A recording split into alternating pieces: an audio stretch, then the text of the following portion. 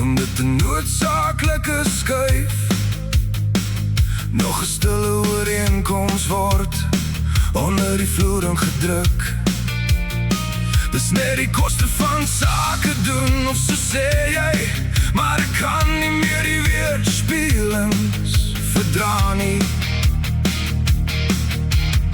Jy slaap so rustig op 'n bed van stille gunsies, terwyl ek net probeer om my gewete skoon te hou.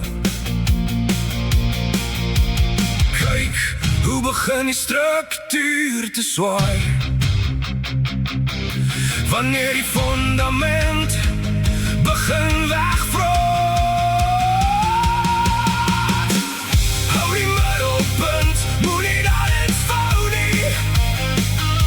Die goedkoopste waarheid is die wat jy verkoop het. Hou jou ruggraat styf wanneer die hamer val. Ek sal die muur wees waar die kompromie ophou.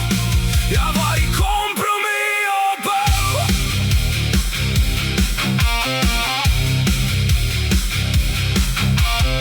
Jy sê die mark bepaal hoe ons moet buig, 'n bietjies meer om die middele te regverdig. Maar ek gaan nie die verskonings insluk wat jy voorsien nie, wanneer elke oorwinning die nate hoop skeur. Jy glimlag en steek die onsigbare fooi in jou sak, maar jy kan nie daardie swaar las op my afskuif nie. Kyk, hoe begin die struktuur te swaai,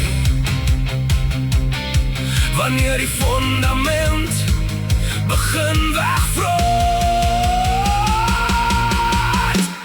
Hou die middelpunt, moet nie dat het vou nie. Die goedkoopste waarheid is die wat jy verkoop het. Hou jou ruggraat styf wanneer die hamer val. Ek sal die muur wees waar die kompromie ophou.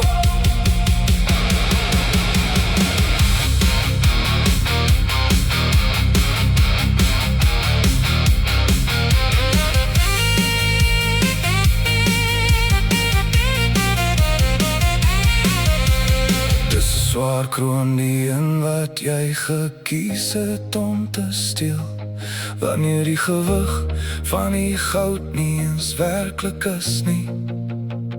Ek sal die moeilike pad loop, die veiligheid insluk, voordat ek die vlekke op jou pasgemaakte hemd